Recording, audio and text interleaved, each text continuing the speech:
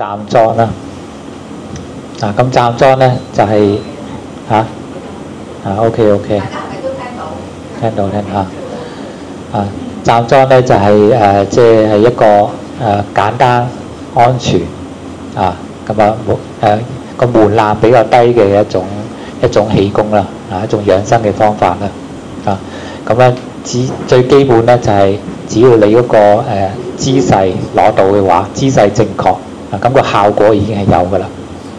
就唔需要任何咩意念去引導作意想像咩觀想呢啲嘢嘅就最緊要係攞到嗰個姿勢咁個姿勢咧就有即係如果我哋每一個部位咁樣去拆解咧就有好多樣嘢講即係每一個關節嗰啲姿勢點樣擺咧大家都聽過啦，咩虛練頂勁、沉肩墜肘、含胸拔背呢一紮嘢係咪？好多人都知道即係呢個係每一個位置嘅一啲具體嘅要求咁只係一個嘅參考點其實最終咧，我哋係學一個姿勢嘅啫全身上下咁多樣嘢咧，其實係同一個姿勢係佢係有一個佢嘅協調性全身嘅嗰種協調貫通嘅感覺咁至於就係一開始我哋需要呢啲具體嘅細部位嘅一啲要求咁我依家就係由腳開始講起，即係由下而上咁樣講起嗰啲姿勢嘅要求咁第一個咧就係我哋呢個腳咧你擘開就係外側咧，腳嘅外側與肩同寬內側咧就係平衡嘅，平衡十一字形咁即係內側係平衡十一字形就唔好咁樣樣叫做八字啦，內八字咁樣樣咧就係外八字咁呢個將呢個腳咧變成係十一字形平衡嘅，咁靠嘅咧就唔係話呢個腳踭嘅呢個關節去咬佢入嚟而係喺呢個關節呢個髖關節喺髖關節呢度旋轉，髖關節旋轉咧佢就係將我哋成隻腿成隻腳成個咁樣轉入嚟喺呢一度轉大家可以做呢個動作試一試，即係呢一個動作固定你嘅膝頭，固定你嘅腳踭，唔好呢兩個關節唔好喐，因為我哋淨係喐呢個關節將呢個關節咧轉入嚟咁呢邊都係一樣兩邊都係咁樣轉入嚟咁呢個感覺就好似係 pat 咧係後邊打開嘅咁嘅感覺呢個就係即係叫所謂嘅開胯即係呢個係後邊嘅開胯開胯咧其實嗰個胯骨咧佢未必有真係好大嘅移動打開但係主要反而係臀肌臀肌係左右扯開嘅，後邊係打開嘅嗰種感覺係髖關節內旋即係呢個動作叫內旋咁我哋腳咧保持十一字形咧，其實係主要係呢度關節有內旋有開胯，咁咪自然咧就係十一字形。你嘅腳趾同埋膝頭哥係朝向前面嘅同一個方向嘅呢個係原則嚟嘅，即係其實無論係咩動作都好，你保持呢個膝頭同腳趾同一個方向咧佢就唔會扭到我哋嘅膝頭咁呢個係嗰個腳嗰度啦咁腳嘅重心咧，重心位置喺邊咧？就係喺我哋嘅呢個足弓嘅最高點，就係呢度對穿落去咧，呢度係足弓啦，係咪？即係呢邊啦，係咪足弓呢個最凹落去嘅地方最凹嘅嗰點咁佢對應喺呢邊就變咗喺大概呢個位置呢個就係我哋嘅重心點嘅位置。即係你重心喺呢度咧，佢就會由呢度咁樣落到去腳底嘅啲三角腳底三角我要不斷咁轉咯呢三角明白咁呢個叫足底三角因為我哋嘅腳掌嘅設計咧，佢有個好似咁樣嘅個三點係一個三腳架咁樣結構佢中間呢度有呢個係足弓呢個都係足弓仲有呢個都係足弓有三個足弓嘅即係我哋講嘅平時講嘅足弓就係指最大嘅呢一個啫但係其實呢邊都係有嘅，呢一個都係有嘅，中間呢個係有。我哋3點咧，呢個大家想象下，呢個係腳踭，因為我唔方便遞起隻腳啊。呢個係腳踭，呢個係大腳球，即係腳趾公下邊嗰嚿肉。大腳球呢邊小腳球，即係腳趾尾對下嗰嚿肉。咁我哋呢個足底3點咧，佢一個用途咧，腳踭咧，其實就係主要嘅功能係承重。即係呢一個腳弓即係腳踭到腳趾公呢一個弓咧，佢主要嘅功能係承重，所以你見到腳趾公係最大隻嘅，其他腳趾就冇咁大隻嘅，因為佢經常係受嗰個力量係最大嘅，咁所以個重量咧其實係大部分係喺呢一個弓嗰度去承受，咁而側邊嘅呢一個即係腳趾尾到腳踭嗰個弓咧，佢係一個輔助平衡嘅。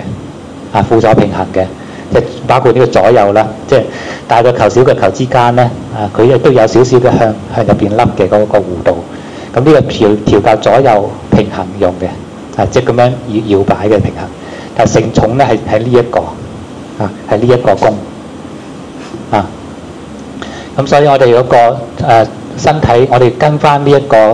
結構嘅設計，合理咁去分配嗰個重量。個人嘅重量咧係大部分係喺呢個內側嘅呢個腳弓去承受，側邊咧係亦都有受力，但唔係咁多，相對比例唔係咁多，咁而我哋呢一個重量嘅傳遞咧，佢係有腳，你想象係有腳嘅外側落去，落到去腳踭，但係就力量就唔好喺度制住，一定要由腳踭咧再引導佢去翻前腳掌，因為如果制住變咗你嘅腳踭就會一路係受壓，咁時間耐咗咧，咁佢就會有問題，會傷嘅。咁點樣去感受呢個重量嘅傳遞咧？好簡單一個動作，大家好似有隻腳踭離地，即係做呢一個動作，彈下咁樣嘅。你感受下自己嘅重量，沿住你嘅關節。佢一路去到前腳掌，係咪？咁依家我哋咪輕輕將腳踭輕輕擺低，但係唔好踩實。你攞到你嘅重心咧，係喺呢個腳弓最高點嘅位置。腳踭係有承受重量，但係唔係踩死。明白個意思？咁樣嗰個重量你感覺到係唔係佢喺腳踭嗰度制住嘅？佢係繼續引導去前腳掌，即係大小腳球嗰度。咁呢個狀態咧，你嘅腳趾亦都係有少少用力嘅。呢個就係所謂嘅隻腳趾找地，但係唔係刻意咁樣去找。其實只係話佢有承受重量啫。我哋腳趾都有承受重量嘅作用嘅。即係你嘅重心擺啱咧，佢自然已經有少少找地㗎啦。咁樣已經得㗎啦。咁呢個就係嗰個重心嘅嗰個要求。就最緊要嘅呢個腳板底呢一度呢一嚿咧，好緊要嘅。佢嘅重要性咧，同呢個胯嘅重要性係相當嘅。所以唔好睇少呢個腳板底。你嘅重心一唔啱咧，長期咁樣企落嚟咧，就好容易會傷膝頭啊、傷腳踭啊咁樣。你重心太過後仰咧，就傷腳踭；太過向前咧，就傷膝頭。你喺中間咧，先係最好嘅，最理想嘅狀態。即係你可以做呢個動作，你去感受下，感受下個身體重量點樣透過唔同嘅關節咧去化咗個力。即係如果我哋係行到係咁樣咧，你嗰個受嘅壓重量咧，佢就會容易喺呢啲關節係即係硬受啊。但係如果你咁樣前腳掌着地咧，佢多咗呢個關節去化個力，咁你腳膝頭哥咧就唔會受咁大嘅壓。同樣地，如果你係腳踭踩實咁樣企咧，唔好以為我哋體重係冇乜嘢，時間耐咗咧，佢亦都係會令關節受壓嘅。所以如果你要加上呢個前腳掌嘅關節幫助承受個力，咁樣咧就唔會傷。即係其實呢啲係只係結構上嘅一啲技巧。所以由呢個結構上嘅理解咧，你就會知道我哋嘅重心應該點樣分配。如果淨係聽出邊人講咧，有啲人講就個踭唔好踩死，唔好甚至要講少少離地嘅添。有啲人講就係啦，你嘅重心要大部分喺個踭，咁你就唔知佢聽邊個好咁但係我哋就喺翻呢個呢個解剖學嘅角度，結構學嘅上面嚟講，你就知道應該點樣係最舒服嘅咁咧跟住講到腳掌之後咧咁呢個膝頭哥啦，記住我哋膝頭哥咧嗰個設計咧，佢想像呢個係膝頭哥呢個關節，佢設計咧係適合咁樣嘅移動嘅啫就唔適合咁嘅樣嘅即係所以咁嘅樣亦都唔得嘅大家都見到如果咁樣做個動作咧係雙膝嘅一個動作嚟嘅依家已經被取代嘅啦即係可能仲有啲人係教緊，即係可能仲未知道但係以呢個結構嚟講咧，我哋膝頭哥嘅韌帶嘅設計，佢係只適合咁嘅樣嘅動作所以就盡量避免有左右咁嘅樣擺動嘅，譬如話咁嘅樣內拐外拐呢啲動作佢就係一個膝頭哥左右嘅移動。咁你見到佢如果內拐嘅話咧，咁嘅內側就會受壓多，外側就即係嗰個係傾向一邊嘅外拐亦都係一樣所以 O 字形呢個 O 型腳呢個 X 型腳都唔係健康嘅健康咧就係呢個對直對直你嘅腳趾呢個係喺中間嘅位置咁所以我哋企嗰時咧，你要留意到係呢個唔好有 X 腳，亦都唔好有 O 字腳咁呢一點咧，你其實喺翻呢個頭先講嘅足底三角嗰度就可以感受到啦。你個中三角嗰個重量分配得啱咧，其實你膝頭哥位置一定啱所以只需要係你腳板底做好，膝頭哥位置自然就啱你試下你咁樣 X 型腳專登 S 型腳將膝頭哥拍到好埋你個重心喺邊內側，腳板底內側係咪？咁你嘅小腳球會點會浮起，企唔穩相反 O 字型腳咧佢就去咗外側你嘅大腳球咧就踩唔到地咁所以呢兩個都係錯嘅你如果個三點個三腳架落地咁你嘅膝頭哥位置自然就啱嘅所以只需要喺重心嗰度你就睇到自己膝頭哥啱唔啱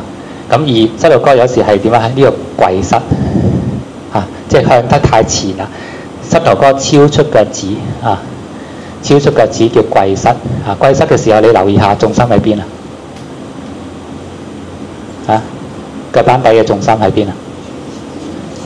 喺前腳掌多好多係咪咁相反向後成個人向後傾咁就喺晒腳踭係咪？咁呢兩個重心都係唔啱咁你自己揾下點樣個中間嘅位點喺邊度既唔過左過右，亦都唔過前過後中間嘅位置其實就係呢個足弓嘅最高點係咪你腳踭係有受力，但係唔好踩死記住如果你踩死都變咗對佢受嘅重量過多前腳掌咧就分擔得少咗重心係少少後傾㗎啦咁呢個就係一個重心嘅講究重心唔穩咧你一定係某啲嘅關節咧受罪嘅一係腳踭，一係膝頭一係就係條腰咁所以你第一點你攞到呢個重心你試下向前向後內拐外拐咁去感受下呢啲錯誤嘅位置，然後再攞到嗰個啱嘅位置記住呢個啱嘅重心好啦，咁跟住咧你講完膝頭哥啦，講呢個髖關節髖關節頭先講過啦，我哋係開胯嘛，內旋髖關節內旋所以係後邊嘅 pat pat 好似打開嘅前面咧雖然係合埋，但係咧記住唔好咁樣 X 型腳，咁樣就過多啦雖然合埋，但係膝頭哥嘅位置固定佢有向前面合嘅力前面係合，後邊係開都要開胯啊，但係唔好將膝頭哥變成咁樣啊，唔好夾啊，即係呢個叫開胯合膝，但係呢個合膝咧係好輕微嘅幅度啊，即係我以前嗰個師公啦嚇，去太極拳師公，佢講就係1粒米嘅幅度啊，即係當然唔係真係去衡量1粒米啦，即係意思就係好細啊，即係有少少好似向下邊合啊，但係就唔好過多啊。咁我哋從頭先講嘅嗰個理論個結構嘅嚟講咧，啊你就係以呢個腳板底個三角嗰個重心有冇偏移啊，有冇偏差嚟衡量啊。咁啊，即係有開胯合膝，其實就係指嘅就係呢個髖關節內旋。嗱，髖關節內旋佢自然係合膝嘅，自然係後邊開胯嘅啊。咁呢個係一點啊，即係關於開胯啊。另一個咧就係落胯啊，即係或者叫鬆胯啊，即係鬆腰落胯啊。鬆腰落胯呢個係成個站樁嘅動作中最重要嘅一部分啊。咁佢指嘅就係我轉一轉啦嚇。呢邊淨係望住我踢踢啊！鬆腰落胯咧，呢個腰喺呢度係命門，係指命門啊。咁啊有3個點要鬆嘅嚇，腰呢個命門啦啊。第二咧就係兩邊嘅髖關節啊，兩邊髖關節，即係呢3個點，3個點。咁3個點中間咧係我哋嘅盤骨，係咪？盤骨丹田呢一嚿嘢啊！依家咧你就想像啊，你將個3點咧放鬆，3點放鬆。然後咧，將呢個盤骨咧，好似個升降機咁樣，係垂直下沉少少。啊，你3點一定要鬆開。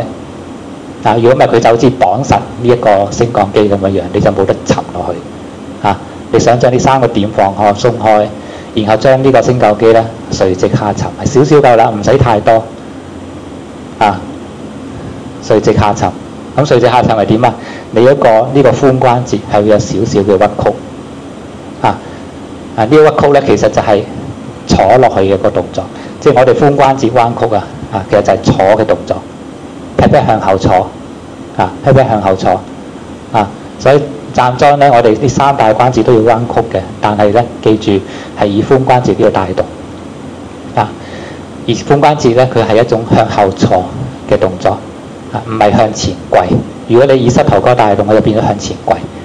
啊，所以我頭先講姿勢嘅時候，我就從來冇講過話膝頭哥要彎曲，係咪？其實唔係屈膝啊，係屈髖啊。你胯一鬆開，胯呢個髖關節一彎曲咧，你膝頭哥自然跟住彎曲嘅，係由呢度帶動嘅。咁樣咧就變咗係你係向後坐嘅動作，而唔係話向前跪嘅動作。嗱，向前跪點啊？你嘅重心就會向咗前腳掌，你膝頭哥就會受罪。啊，就會受太重嘅力量啊！咁呢個向後坐咧當然亦都唔係話成個人向後跌啊，去咗腳踭啊，所以係平衡到個前後，佢係垂直向下沉啊。雖然個動作上係劈劈向後坐，但係你睇到其實因為膝頭哥去平衡翻，佢會向前少少，向前跪少少啊，但係冇超過腳趾啊，就變咗就係一個向後坐，一個向前啊，佢係垂直下沉啊。所以呢個垂直下沉，你就想像呢個盤骨一個升降機，俾佢垂直下沉啊！你個髖同埋膝咧，俾佢鬆開，俾佢自然調節啊！垂直下沉，腰亦都要鬆開，命門鬆開啊！如果唔係，佢就會阻住你沉落去啊！咁呢個鬆腰咧係最難嘅位置啊！腰點樣鬆咧？呢個只能夠靠意念。啊，即係呢個意念咧，你用想像啊，你想像你嘅呢個尾龍骨啊，好似一個圓錘咁樣啊！大家知唔知咩叫圓錘啊？圓錘咧，即係一個三角錐體嘅嘢啊，上面挑住條線啊，好重嘅，下面好重嘅，佢擺，咁佢就會停喺度，停喺度位置一定係垂直線啊！呢個係一個工具啊，圓錘。咁你想像呢個尾龍骨就係嗰個圓錐體啊，佢有重量嘅。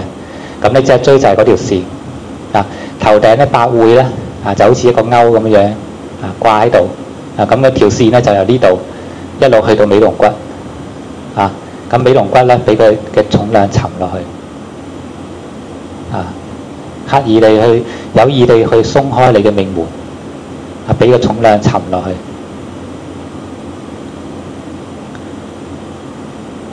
感唔感到鬆唔鬆到啊？感唔感到個腰命門嘅位置放鬆啊？做到嘅舉手，都唔少喎。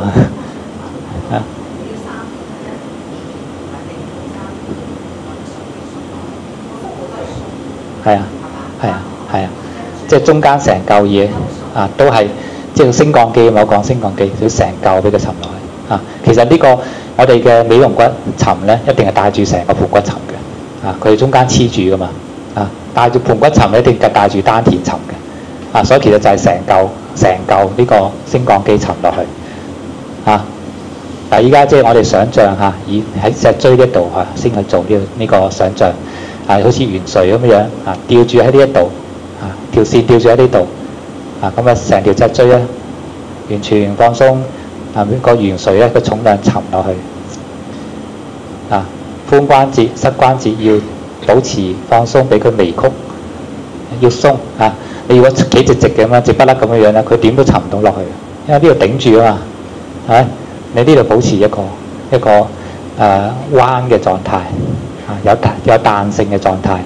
咁佢先可以經由咁樣嘅作意想像咧，佢達到呢個鬆腰嘅效果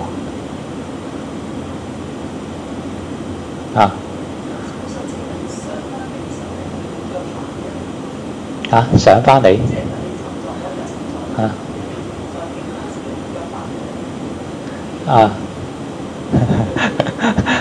佢冇咩上翻嚟嘅，即係其實只係我哋俾佢放鬆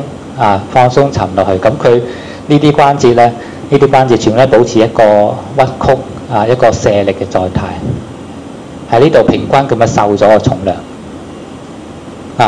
唔使你點樣講上翻嚟頂翻上嚟啊？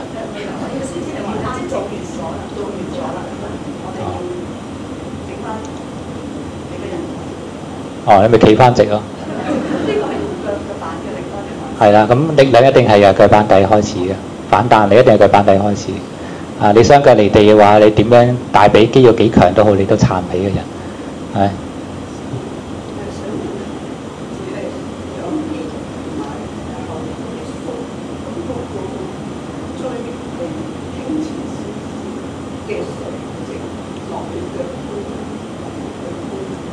你個重心就喺翻嗰個腳弓最高點。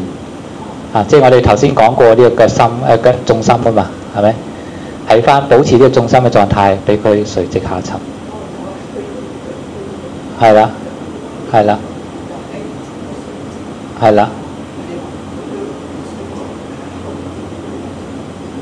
唔係即係其實係成個盤骨、成個下腹都下沉。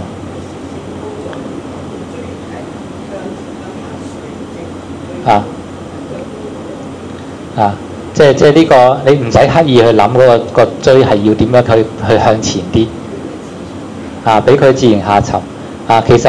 實即係我依家講就係俾你多啲感受呢個腰命門鬆開嘅感覺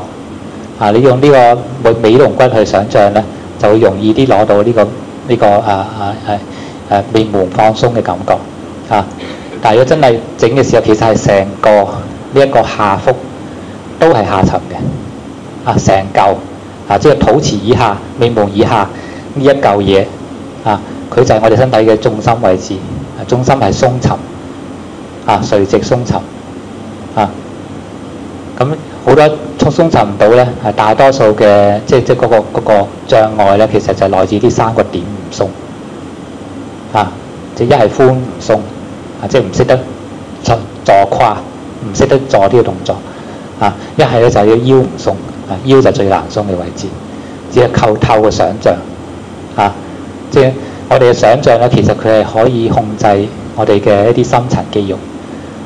但係如果你刻意去諗住去用肌肉嘅控制肌肉嘅方式咧，你只能夠控制係外層嘅嗰啲大肌肉但係你想像咧，佢就可以自動去調配我哋入邊嘅嗰啲深層細嘅肌肉達到呢個鬆腰嘅效果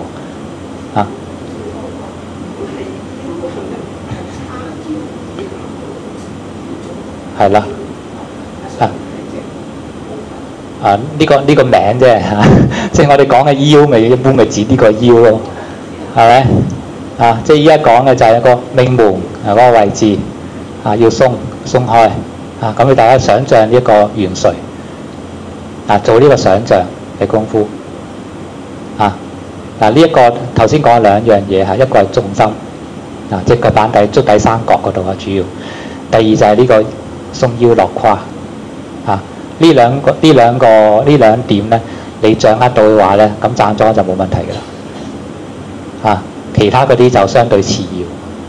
要。其實主要就係呢個我哋肚臍以下嘅呢個根，你嘅根做好啦咁上面就好簡單。難就難在你係鬆腰呢一度重心都容易掌握你留意下你個重量分配但係鬆腰咧，你係透過想像。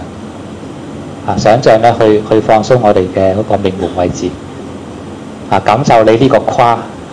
即係盤骨嘅重量，你想像呢一嚿嘢好似好重嘅升降機咁樣俾佢沉落去呢度要鬆開，呢度要鬆開即係3個點鬆開俾嗰嚿嘢咧沉落去有冇覺得依家你企穩咗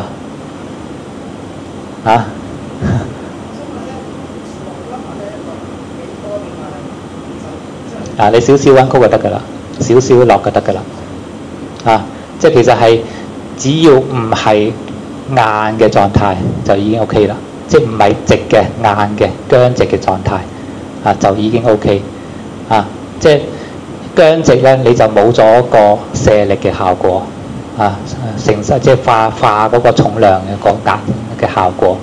你先一定係少少彎曲即係有少少彎曲咧，佢嘅彈性咧，佢化力卸力嘅機制咧就會運作起嚟就唔需要屈得太多屈得太多嘅話咧，變咗你大髀肌肉就會受好多力咁當然呢個亦都係一種訓練啦咁但係就唔係話必須嘅即係你呢個關節你屈得幾多咧其實就係肌肉嘅問題係肌肉力量嘅鍛鍊但係如果你有屈曲同埋冇屈曲咧，呢個就係原則性嘅問題冇屈曲咧就係錯誤嘅但係有彎曲咧，即使少少都好佢一個卸力嘅機制咧就會作用起嚟咁你下盤咧就會係有彈性，而且係唔會傷嘅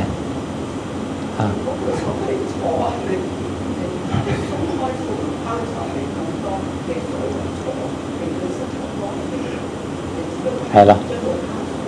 係啦，鬆胯啫係啦，唔使刻意即係我哋講嘅坐其實就係喺外觀上容易啲去形容咁解啫，因為外觀上你係真係咁樣嘅動作坐嘅動作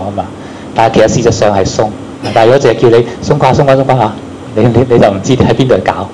但係你有啲個坐少少動作你就知道原來呢度可以放鬆其實係鬆腰落胯佢就自然包括咗髖關節屈曲膝關節彎曲嘅動作咁先就係集中咧去做呢一個鬆腰落胯元帥嘅想像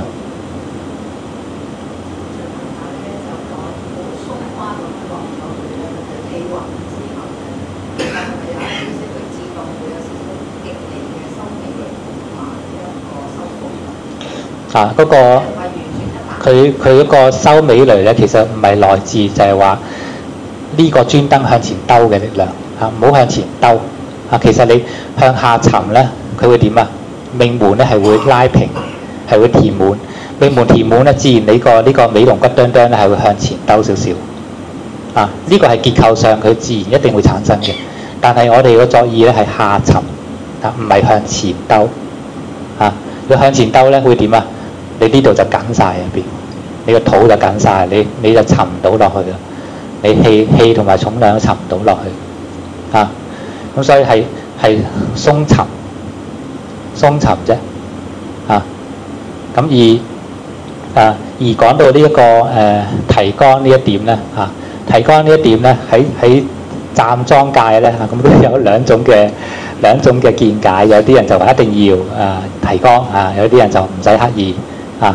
咁你都即係包括到牽涉到就係話兜尾雷兜唔兜尾雷呢一個，亦都係有人講係自然放鬆下沉，有啲人講係用力向前兜咁即係我都問過 AI 啦 ，AI 都話有兩種兩種嘅見解但係我自己嘅經驗咧我就傾向於就係話鬆沉嗰個就唔係向前兜咁亦都包含咗就係呢一個提綱咧，唔係專登去收縮你嘅肛門唔係專登去夾起有啲人就講到就係直情要夾埋個臀肌添咁你真係完全緊晒啦個就通唔到落去噶啦其實嗰個我自己覺得啦即係呢個提綱咧佢其實就係牽涉到我哋入邊嘅呢個胯下呢個拱橋胯下嘅一個圓拱形嘅結構即係我哋咁樣企咧你兩隻腳中間咧，你想像係一個拱橋咁樣嘅拱橋咁中間呢度係圓拱嘅佢橋墩咧就係我哋兩隻腳掌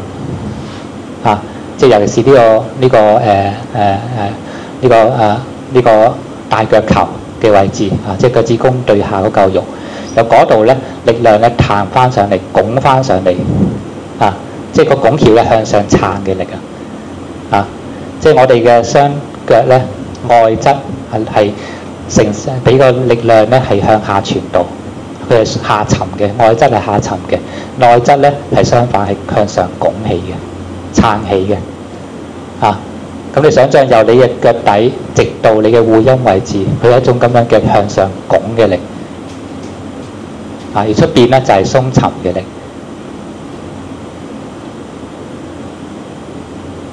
感受到所以你腳咧膝頭哥就唔可以咁樣夾埋就個襠咧就唔可以咁樣去尖襠而係圓襠，係一個拱形嘅想像係咁，佢係咁樣樣係一個拱橋嘅結構咁再照顧埋足底三角嘅重心位置，鬆腰落胯呢幾點你做好啦，成個下身咧嘅要點咧就講完啦。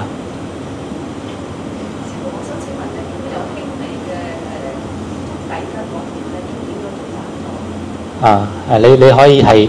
輕量嘅訓練因為佢其實亦都係用到我哋嘅足底筋膜即係佢就一少少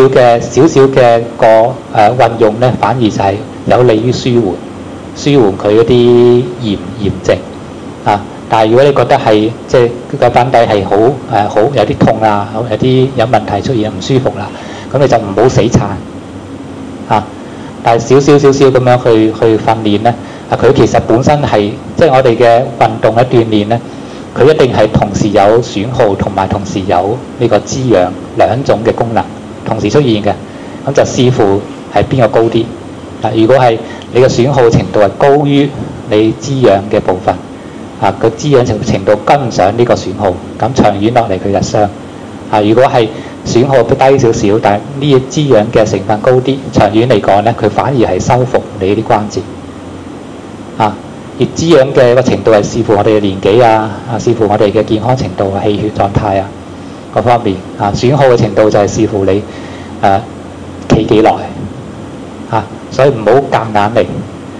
尤其是本身已經係關節有所損耗、筋膜有問題嘅人循序漸進你可能企5分鐘3分鐘5分鐘，你覺得舒服嘅程度開始唔舒服啦咁你可以鬆一鬆坐低唞一唞，又或者你企嗰時其實唔係話唔俾你喐嘅站樁咧，你可以微調其實一路微調，即係譬如話你腳板底你覺得好似緊啦，你可以咁樣翹起翹起前邊，翹起後邊或者係咁樣屈屈腳趾鬆一鬆咁樣鬆一鬆然後再企翻咁佢就會舒服啲，舒緩翻腳底嘅個筋膜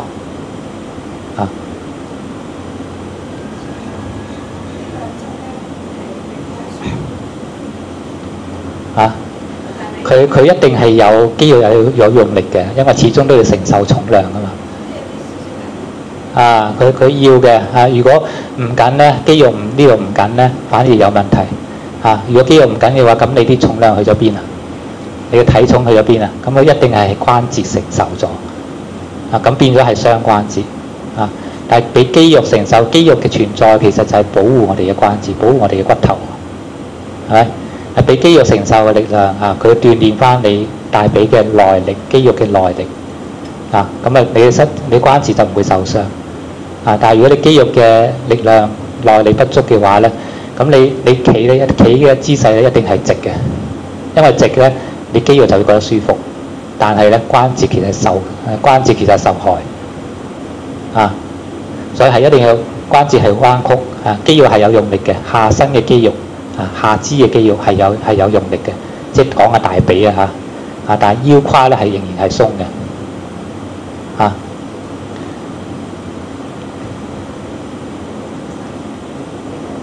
唔動繼續你感受下呢一個即係鬆腰落胯你可以就係即係攞翻呢一個咁樣調下，感受下個重量傳遞重心擺翻個重心然之後咧喺胯呢一度去調整開胯同埋落胯落胯就要鬆開個3點點樣可以鬆開3點咧？就想像呢個圓錘先練呢兩樣嘢先如果一下講太多咧，你兼顧唔嚟反而啲最重要嘅部分咧就練唔到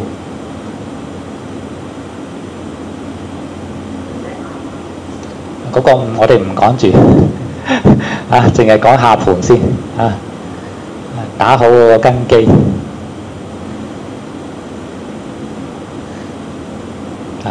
個字咧就唔使刻意去找地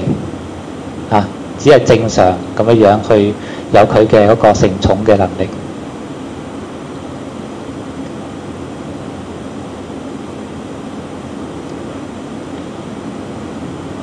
主要注意嘅點第一係重心啱唔啱第二即係第一個腳板底，第二係胯腳板底就注意個重心個3點足底三角而胯咧就係一個係開，一個係落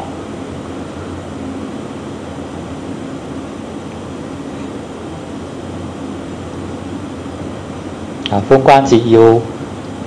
微曲呢度曲多啲唔好孤寒唔好錫住嗰個大髀肌肉咧而傷害我哋嘅膝頭哥，犧牲我哋膝頭哥大髀肌肉係要練翻少少肌力嘅即使你點樣講話用意不用力都好啦你如果係經常從來冇運動嘅你大髀肌肉咧一定係偷懶嘅，咁偷懶咧就係你啲關節受罪，咁你越係用意不用力咧，你關節就越傷你點樣用意不用力？你係要有一定嘅腳力嘅基礎先啲基本功嘅基礎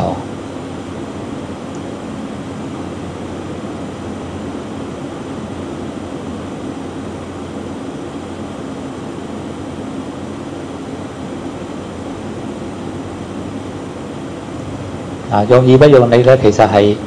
為咗呢個調動我哋嘅深層肌肉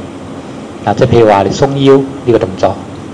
你點樣用力咧？你唔會做到鬆腰。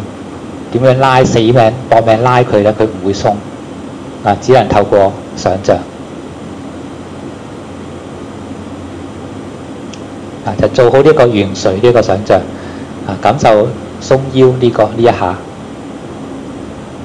咁個胯向下沉重心咧就會落地你會覺得喺腳板底去扎根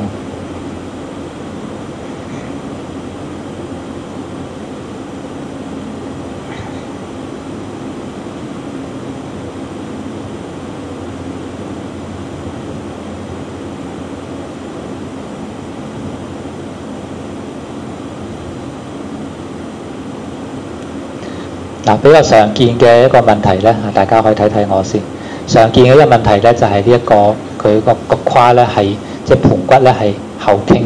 盤骨後傾嘅動作係咁樣。你睇唔睇到啊？咁樣啊，即係我做得誇張啲啦嚇，係咁樣樣，咁樣企啊，咁樣咧啊，咁樣叫盆骨後傾，即係呢個盆骨啦。你想象呢個橫切面啊，如果向後倒水、向後傾斜啊，嗰啲就係盆骨後傾，就變咗咁樣。呢個係好常見嘅啊，原因咧就係來自我哋平時嘅坐姿啊，譬如你經常坐梳化嘅時候，你就係長期處於後傾嘅狀態。啊，或者你坐凳咧挨笨笨，亦都係後傾嘅狀態。或者就算冇嘢挨，你都係咁樣慣性咁樣嘅，佢都係處於一個後傾嘅狀態。啊，咁你太習慣呢個後傾咧，你叫你咁樣坐咧，所以呢度坐落去咧，啊，你就做唔到，變成咁樣嘅，自然變成咁樣。啊，呢個係錯嘅。啊，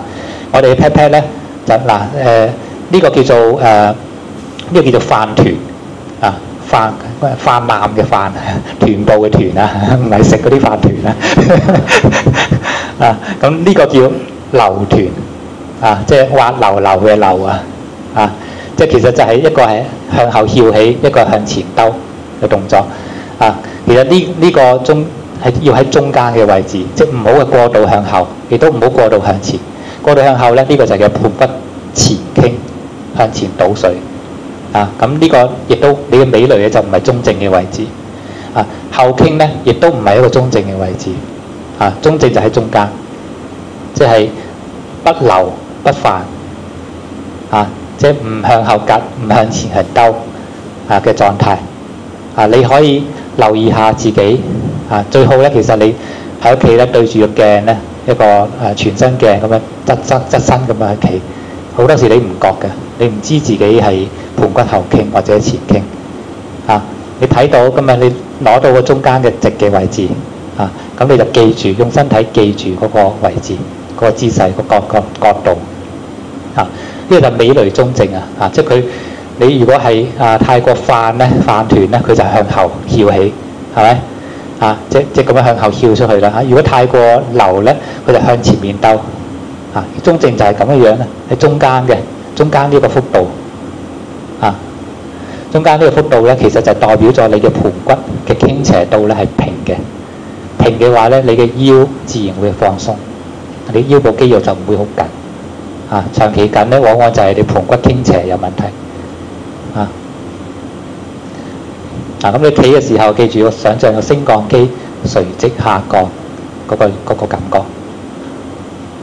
啊，俾佢沉落去，寬，跟住如果你唔識得屈寬咧，你可以做個誇張啲嘅動作，就係咁樣俾佢沉落去，沉多啲，沉多啲，沉多啲，升降機向下沉。啊，再起身。啊，咁啊，佢呢個係感受我哋屈寬嘅動作。啊，呢邊咧就唔好鎖住，呢兩邊就唔好鎖住。啊，透過呢個微微咁樣升降起伏。啊，去攞呢一個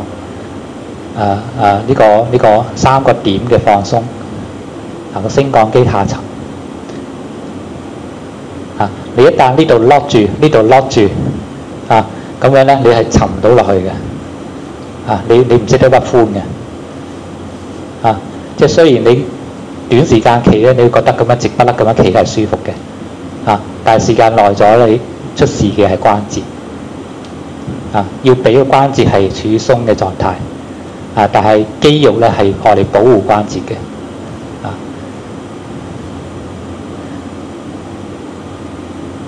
而我哋呢啲站樁，佢鍛鍊嘅肌肉咧係一種即係耐力性嘅肌力嘅個肌肉，係即係紅肌啊，係咪白肌啊？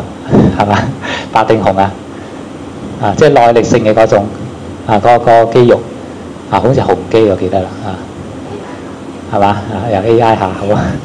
啊！即係嗰個係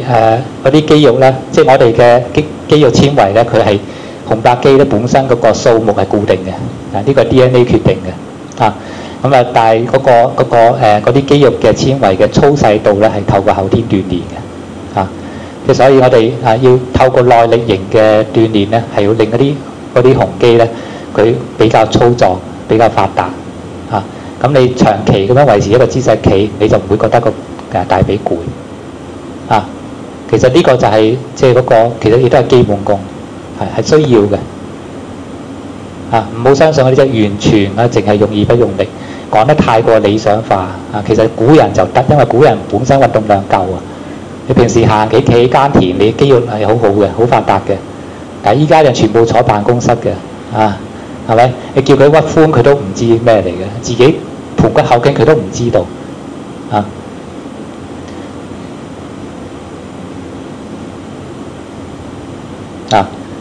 O 唔 OK 呢個下身嘅要求，咁我哋一加上身啦我哋講到幾點11點OK 好咁講埋上身啦上身咧咁就講呢個我哋手咧就係咁樣向前抱合嘅姿勢咁呢個抱合嘅姿勢咧就係胳肋底要係拱形嘅，係一個拱橋但係出邊咧係要肩咧係要沉嘅，爪係要沉嘅但係就唔好夾埋雖然係沉肩墜爪，但係唔好夾埋個人而係入邊係要撐開嘅，係有棚勁嘅，即係胳肋底要向上拱起嘅。你可以摸摸自己胳肋底有冇向上拱胳肋底向上拱，但係肩係反而向下沉呢種一種對爭嘅力即係其實所有咧腳又好手又好其實佢個原則都係一樣，外側咧係向下沉，係向入邊包裹，而內側咧係向上拱同埋向外膨脹所以係外咧係陰嘅狀態，鬆沉向沉同埋收斂嘅狀態，內咧就係陽嘅狀態，就係向上同埋膨脹嘅狀態所以其實呢個就即係所謂嘅負陰抱陽嘅狀態咁樣你入邊陽咧有膨脹有空間咧，佢就可以養到氣，而出邊包裹咧就會聚到氣，你啲氣就唔會散如果你咁樣企，你感覺有冇咩唔同呢個姿勢同呢個姿勢企係咪？呢個就好明顯個包裹嗰種感覺細咗好多，係咪？就變咗但係呢種咧係佢係會喺入邊你去養到氣、儲到氣嘅其實就透過呢個姿勢咧，其實就係一種，亦都係有一種呢種潛意識嘅暗示佢帶動我哋嘅內在嘅能量咧，係處於一個喺度養大、慢慢養嘅狀態掌心向入邊可以掌心可以稍為向下搖對丹田咁呢個膊頭咧就唔好架起嚟唔好抽起嚟，一定係沉肩肩咧係要鬆開沉三個字，鬆肩同埋開肩，即係好似係將你嘅肩胛骨左右撐開肩胛骨撐開你嘅胸腔咧就會感到空曠，胸腔入邊嘅空間就會增加，係咪？同埋下沉咁下沉呢啲氣先會向下落去丹田記住肩係鬆開沉雙手咧嗰個手指與手指中間距離咧就大概自己嘅拳頭或者手掌咁樣嘅距離啦唔好太小氣你抱得太細咧就好小氣抱得太大咧又儲唔到錢所以你中間乜都係講中間依家係咪即係又要有足夠嘅空間去收埋啲錢亦都但係都唔好太大太大你嘅銀包就拉唔埋拉鏈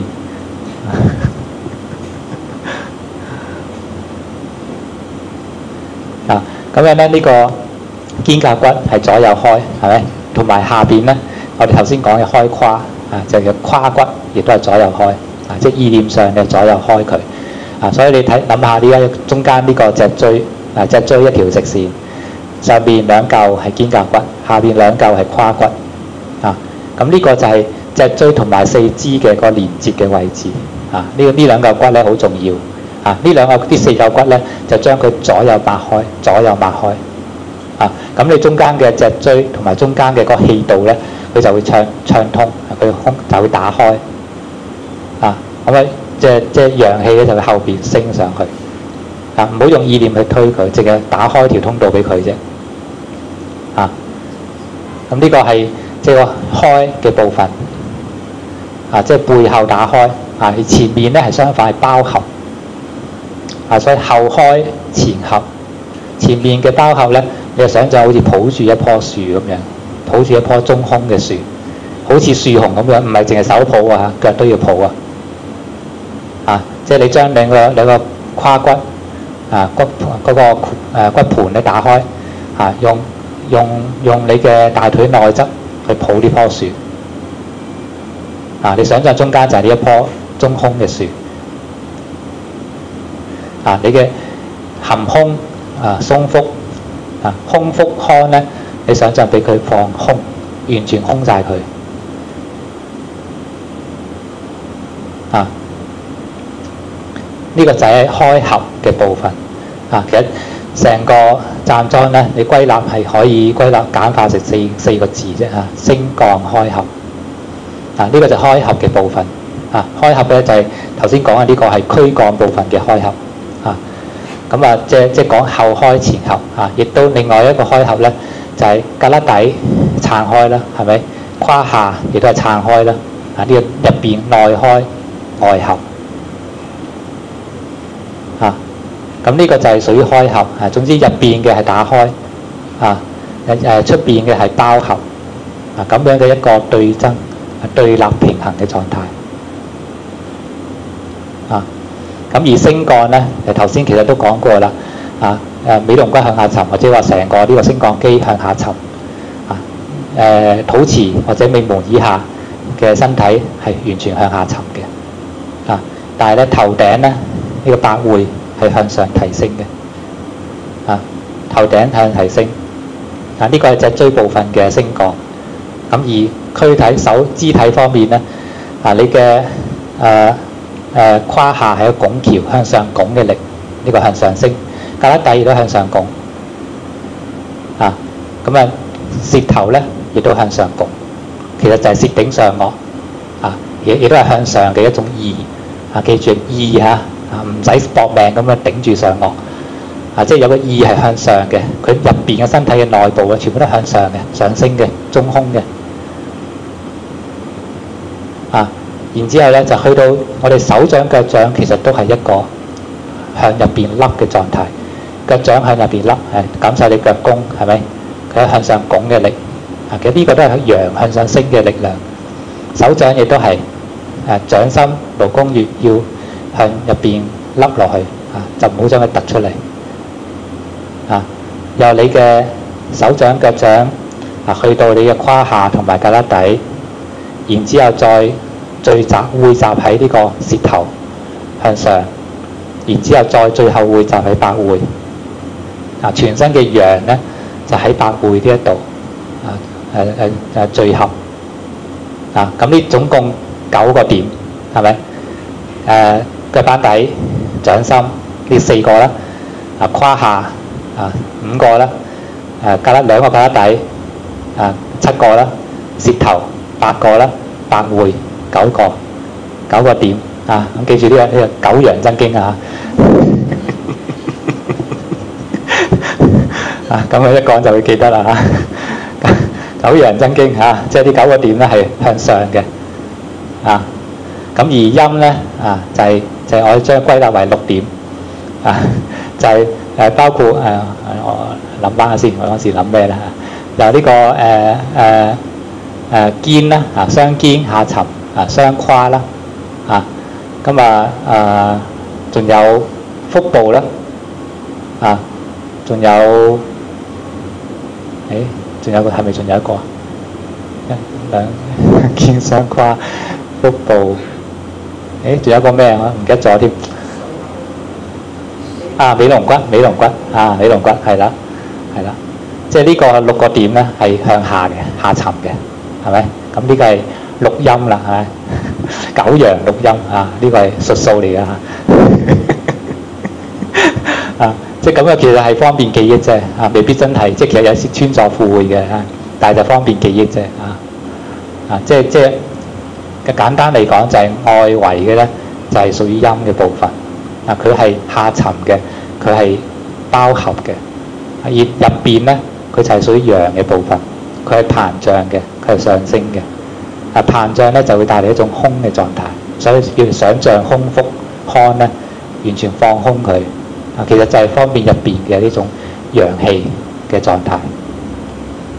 而你嘅背後咧呢個督脈咧脊椎亦都係要開嘅狀態，所以後開前後。肩胛骨同胯骨左右開。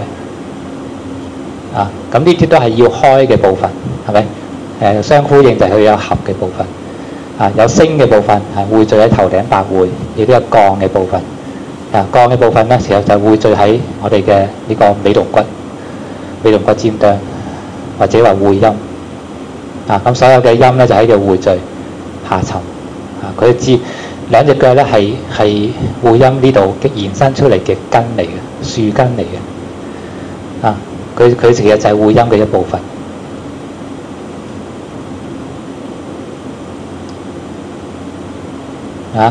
手咧，你手掌高度唔好超過，千祈唔好超過你嘅膊頭。你嘅幅度咧，就一般講法就係咁嘅樣，即係你手掌嘅高度抱嘅手掌高度，喺呢一個幅度。太高咧，其實太高咧就會高過心臟啦，就會高血壓嘅，帶嚟血壓增高。咁你本身有高血壓咧，你可以擺低少少，或者對住肚臍、對住丹田，或者你手雖然係擺高，但係你嘅掌心咧係向住丹田。掌心向住丹田，再向入多啲。同埋沉肩。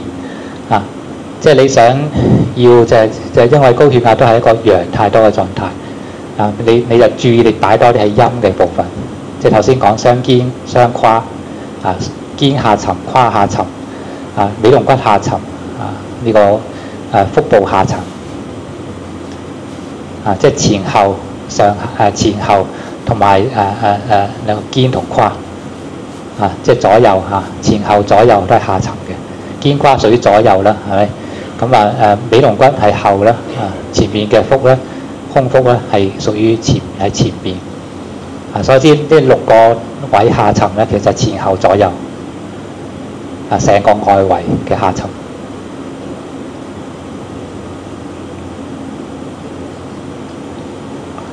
你嘅頭咧，塊面成塊面係同地面垂直嘅，就唔好耷低，亦都唔好臥起。垂直之餘咧，就係將成塊面咧向後邊騰少少。即係你想象你鼻尖縮向你嘅後腦，用鼻尖後退會好過收下巴呢一個意念。收下巴就又容易過籠過籠就變咗耷低頭咯，咁樣咯。但係你鼻尖向後咧，佢就成塊面向後騰。咁樣先係呢個先係將我哋嘅頸椎嘅弧度咧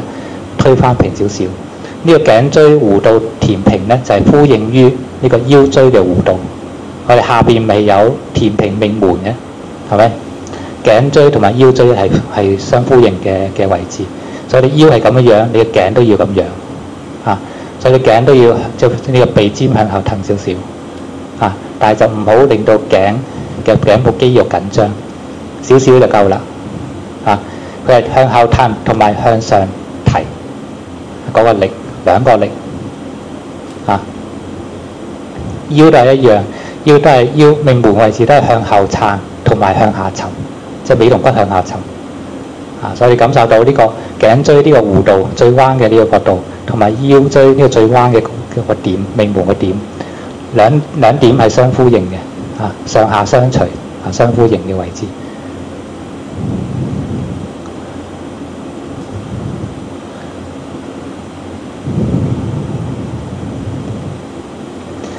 你咁樣去多啲咁樣去感受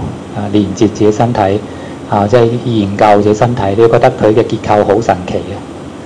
嘅。即係佢係一個上下對稱、內外對稱、左右對稱嘅一個結構。所以基本上你上同下一定係相合，肩與胯合，肘與膝合，手與腳合，手與足合啊，仲有就係內外喎，即係我哋腰脊椎咧，頸椎同腰椎係相合啊。呢個頭咧，頭顱骨啊，同我哋嘅尾龍骨啊係相合啊。其實我哋嘅你睇下我哋嘅頭骨連埋脊椎啊，頭骨咧其實你可以睇作係一個放大咗嘅尾龍骨啊，即係佢入邊佢食到飽啦啊，脹到好大嘅一個尾龍骨，係咪啊？其實係一樣嘅喎啊，即係佢係好成隻椎其實好似係雙頭蛇咁樣嘅啊。咁你可以以呢個中心就係喺我哋嘅呢個胸椎嘅位置啊，或者心輪嘅位置，上下咧係相呼應嘅啊，腰同頸係相呼應嘅啊，尾龍骨同頭係相呼應嘅啊，所以你用呢個原則咧，你可以知道啊，上面點樣做，你下邊要調翻相應嘅狀態。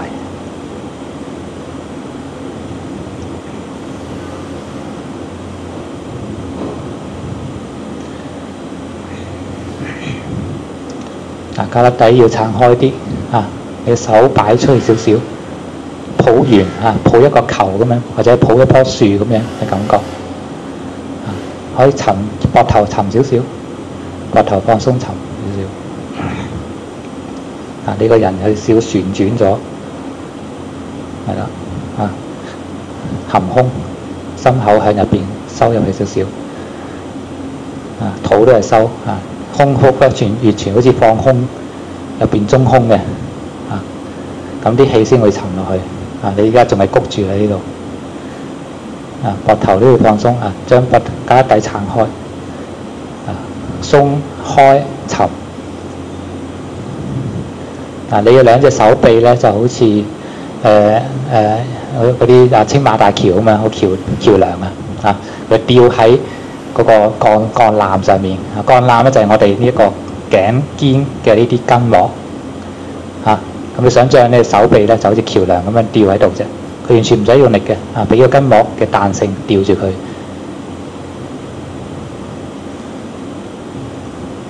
肩向下沉啊，百會向上升，呢兩邊係一個上下對拉嘅狀態啊，係吊喺百會下邊嘅。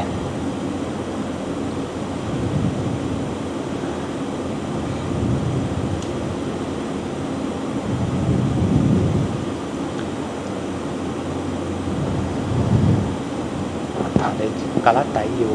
撐開啲，胳肋底撐開啲啊，就唔好咁樣夾埋啊，即係呢個要撐開啲，再開啲得唔得啊？再開啲啊，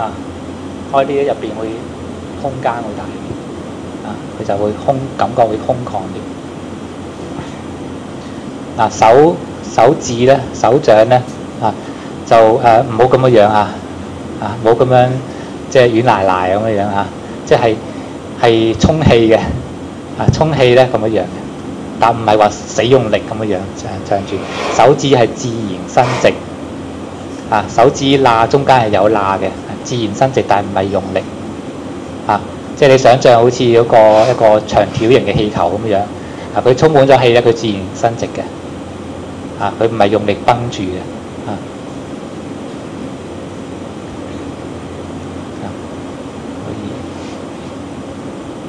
呢度高啲，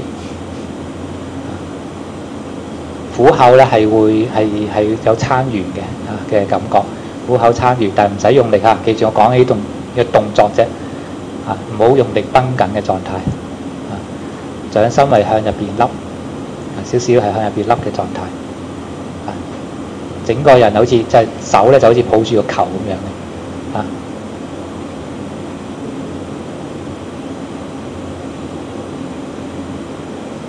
過來，不是這樣啊，要充氣啊，掌心稍為向下，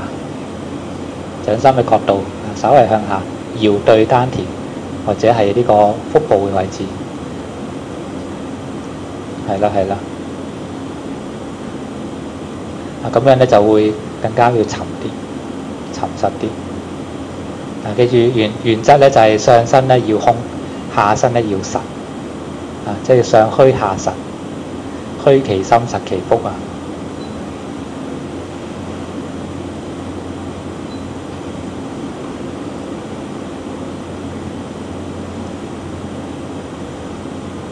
含胸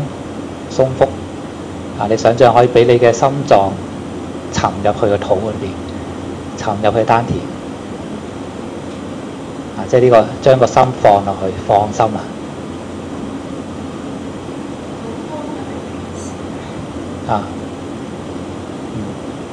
目光雖然平視，但係唔係眼神咧，唔係外送即係你平視又好，或者稍為向下又好我哋眼神唔係向外呢個關於呢個神咧就係咁即係咁樣，即係我哋你一開始可以平視，好似望住遠山咁樣嘅，送到最遠，跟住咧將個焦點咧向入邊收入去祖竅入到去即係其實眉心輪嘅位置咁然之後咧就係想將佢俾佢下沉，去到丹田即係呢個將個神氣收翻嚟即係所以你嘅眼神，你眼雖然開住望住，眯埋眼都得其實雖然開住咧，但係你唔係眼神外送嘅即係其實收翻嚟喺翻入邊咁樣